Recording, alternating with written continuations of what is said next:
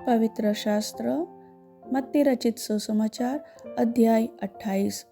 सप्त के दिन के बाद सप्ताह के पहले दिन वो फटते ही मरियम मगदलिनी और दूसरी मरियम कब्र को देखने आई, और देखो एक बड़ा भूकंप हुआ, क्योंकि प्रभु का एक दूत स्वर्ग से उतरा और पास आकर उसने पत्थर को लुढ़का दिया और उस पर बैठ गया। उसका रूप बिजली का सा और उसका वस्त्र पाले के समान उज्जवल था। उसके भय से पहरुए कांप उठे और मृतक समान हो गए। स्वर्गदूत ने स्त्रियों से कहा, मत डरो, मैं जानता हूँ कि तुम यीशु को जो क्रूस पर चढ़ाया गया था ढूंढती हो।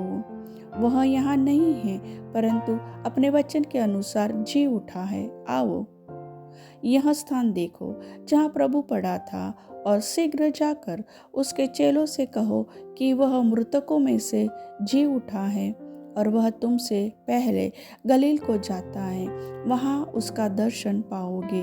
देखो, मैंने तुमसे कह दिया।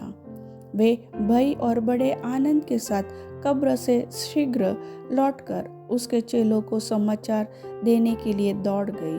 तब यीशु उन्हें मिला और कहा, सलाम।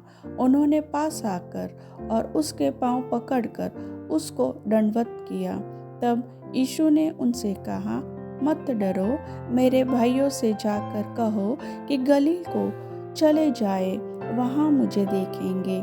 वे जा ही रही थी कि पहरुओं में से कुछ ने नगर में आकर पूरा हाल प्रधान याजकों से कह सुनाया।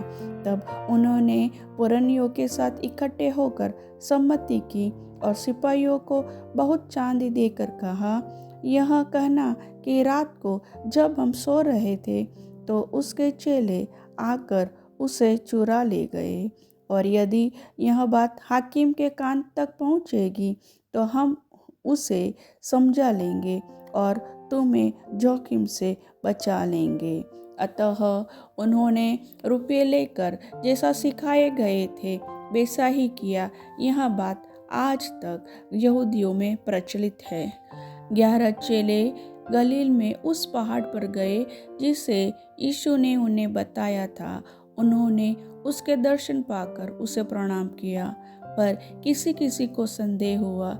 यीशु ने उनके पास आकर कहा, स्वर्ग और पृथ्वी का सारा अधिकार मुझे दिया गया है, इसलिए तुम जाओ, सब जातियों के लोगों को चेला बनाओ और उन्हें पिता और पुत्र और पवित्र आत्मा के नाम से बपतिस्मा दो, और उन्हें सब बातें जो मैंने तुम्हें आज्ञा दी है मानना सिखाओ।